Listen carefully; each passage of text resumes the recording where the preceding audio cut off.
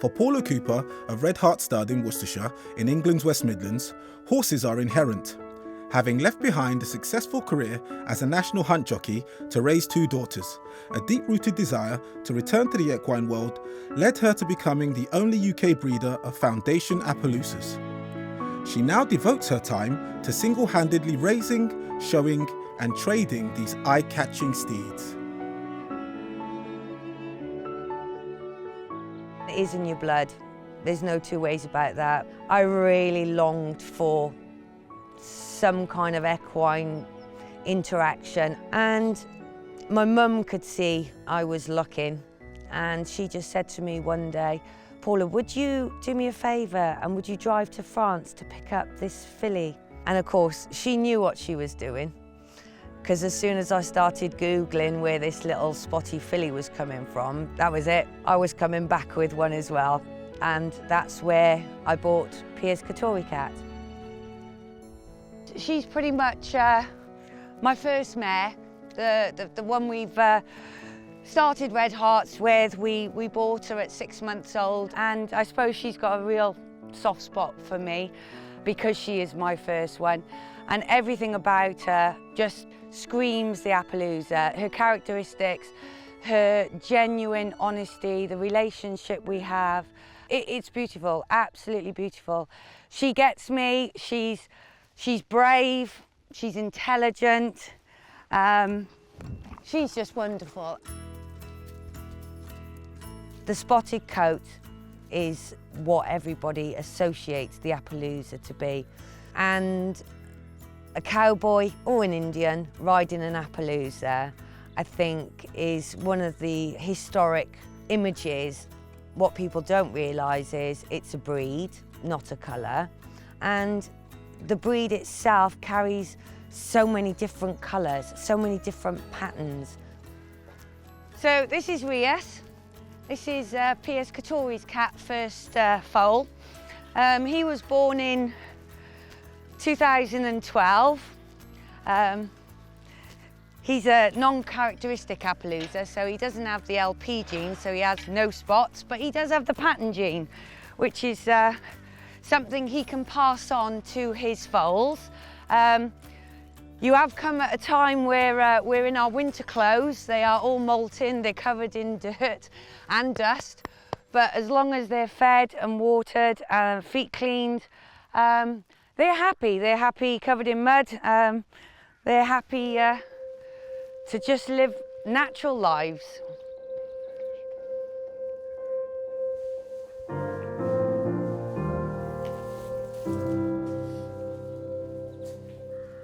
Every country has an Appaloosa. It is a daughter registry of the Appaloosa Horse Club in America. That's where the Appaloosa comes from. I believe that the Appaloosa was a dying breed. It came from one of the Nez Perce Indian tribes, hence Redheart, the name. Visually, you're looking at the sclera of their eyes, the mottled skin and the striped hooves. They really have a very unique character, and they're not stupid. They're very, very intelligent. Like any horse, they sense a connection, they sense the fear. They can hear your heartbeat 3 meters away. They like dominance. They like to feel wanted and needed. They'll walk through fire for you, but they'll also take the mick if you allow them. Nibble it. If you want a show jumper, go to a show jumping yard. If you want a dressage horse, buy from a dressage yard. But if you want a meaningful relationship with a horse that can turn its hoof to pretty much anything, they are so versatile.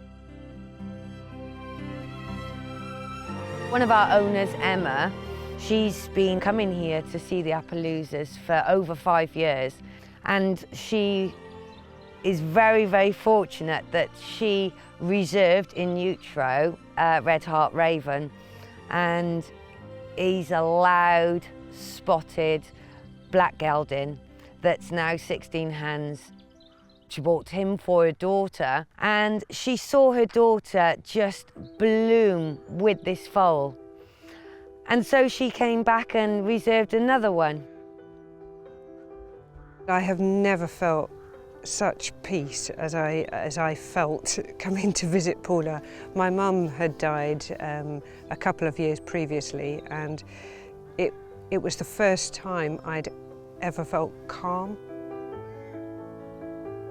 I got my horse, my filly, and she's called Raphael because Raphael is the archangel of healing, and since I've known Paula and the Appaloosas, I've healed. My mum is up there watching. I think she'd be incredibly proud of me.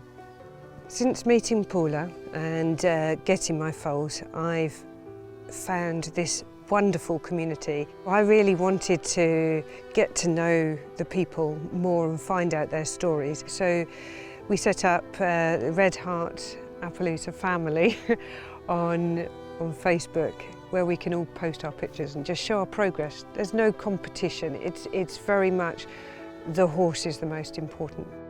It's a very small-knit community. Everybody's so friendly, everybody's willing to help at the shows, and I suppose it's the common denominator. We all love the Appaloosa breed. To actually see all the horses at the national shows, I love it, absolutely love it. See them doing well, see them progressing.